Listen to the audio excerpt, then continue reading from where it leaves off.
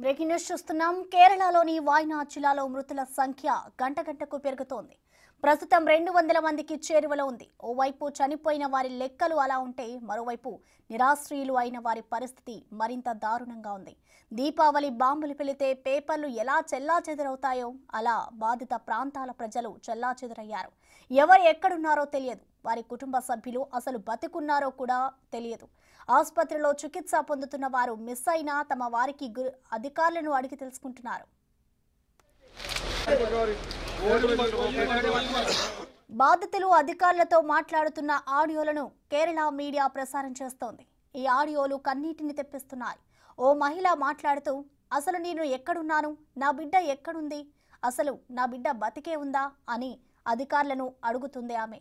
మరో వ్యక్తి, ఆ రోజు రాత్రి పవర్ లేకపోవడం వలన నిద్ర పట్టలేదు. దీంతో కుటుంబ సభ్యులమంతా సరదాగా మాట్లాడుతున్నాం. ఇంతలో చుట్టుపక్కల నుంచి పెద్ద అరుపులు వినిపించాయి. ఎందుకు అరుస్తున్నారో తెలుసుకునేలోపు ఏదో జరిగింది. చివరికి చూస్తే ఇప్పుడు ఆసుపత్రిలో ఉన్నా నా వాళ్ళు ఎక్కడున్నారు, అంతా బాగానే ఉన్నారా అని బాధితుడు అధికారులను అడుగుతున్నాడు.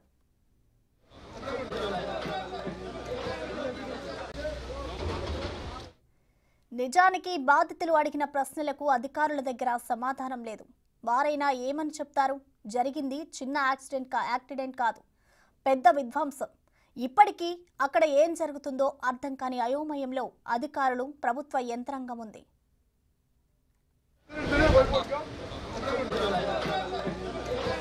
దండయాత్ర చేసినట్టు ప్రజలపై ప్రకృతి విరుచుకుపడింది. వాయనాడ్ జిల్లాలోని మెప్పడి, చురాల్మల, ముండకై ప్రాంతాల్లో ఈ విధ్వంసం జరిగింది. మంగళవారం తెల్లవారుజామున 2 గంటల నుంచి 6 గంటల మధ్య 3 సార్లు కొండ చర్యలు తెగిపడ్డాయి. ఒక రోడ్డు ప్రమాదం అంటే అయ్యో అంటాం. అలాంటిది 3 కొండలు వచ్చి ప్రజల మీద పడ్డాయంటే పరిస్థితి అర్థం చేసుకోవచ్చు. మనుషులను వెంటాడి మరీ ప్రకృతి విధ్వంసం సృష్టించింది. మొదట ముండకై ప్రాంతంలో కొండ చర్యలు విరిగిపడ్డాయి. దీంతో అక్కడికి చేరుకున్న రెస్క్యూ సిబ్బంది బాధితులను చురల్మల దగ్గర స్కూల్లో సహాయక శిబిరాలకు తరలించారు. అక్కడ కాసేపు కూడా ఉపశమయం తీసుకోకుండా కొండ చెరలు విరిగిపడ్డాయి.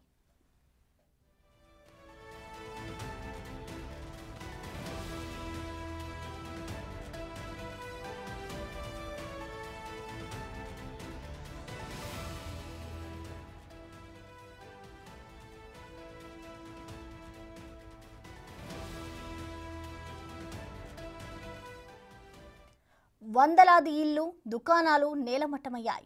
బతుకులు నేలపాలయ్యాయి.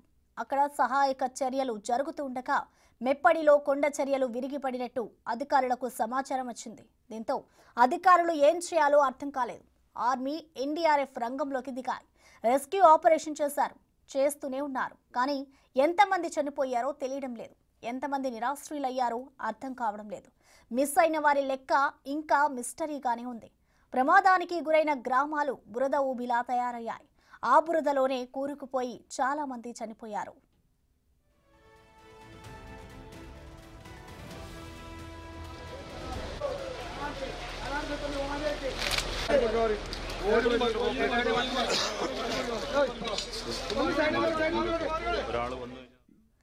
కొండ చర్యలు విరిగిపడే ప్రమాదం ఉందని కేరళను ముందుగానే హెచ్చరించామని మంత్రి అమిత్ షా అన్నారు. ఈ ముప్పు గురించి జూలై 23నే అప్రమత్తం చేశామన్నారు. కానీ రాష్ట్ర ప్రభుత్వం మాత్రం పౌరులను సకాలంలో తరలించలేదని విమర్శించారు. రాజ్యసభలో ఈ వివరణ ఇచ్చారు.